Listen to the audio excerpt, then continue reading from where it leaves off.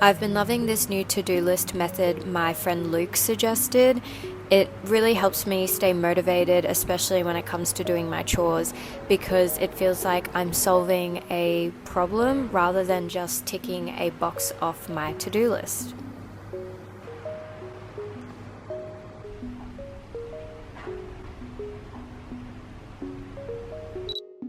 He said that they weren't going to do it till they were. That's good. Sorry to somebody you feel.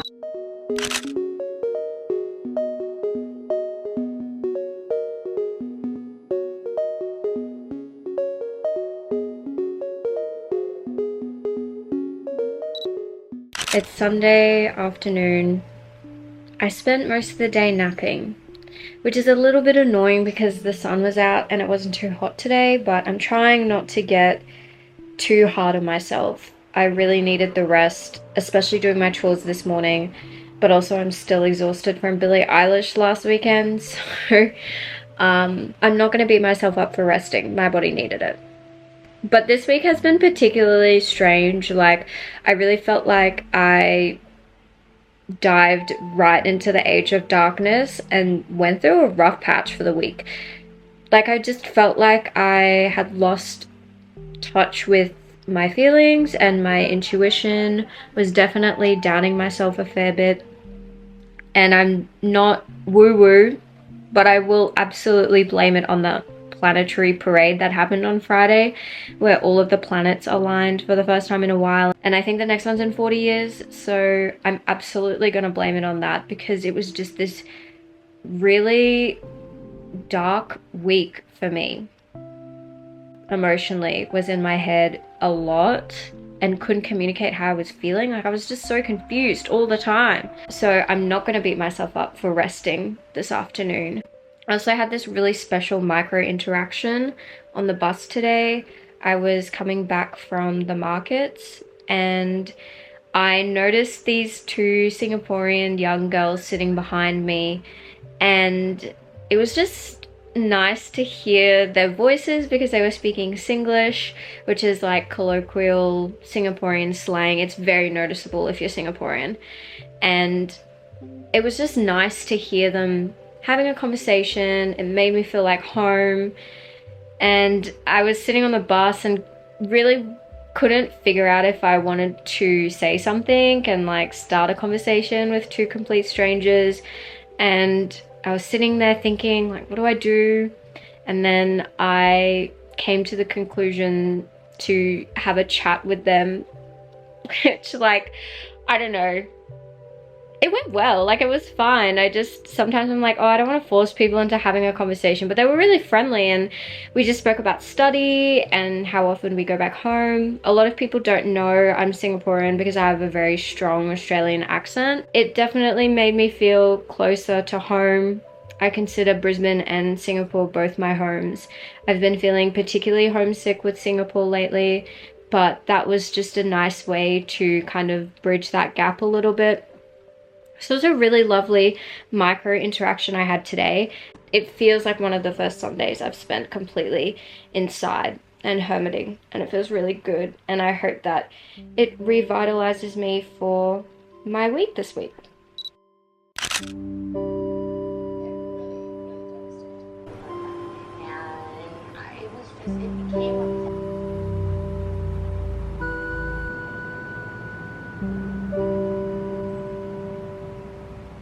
I've finished collaging. I'm pretty happy with the result. I've been really inspired by some of my favorite creators on Instagram, artists I follow. They've been doing more comic style Instagram posts and telling a story, and I thought today's micro interaction would be a nice way to communicate a story through collage.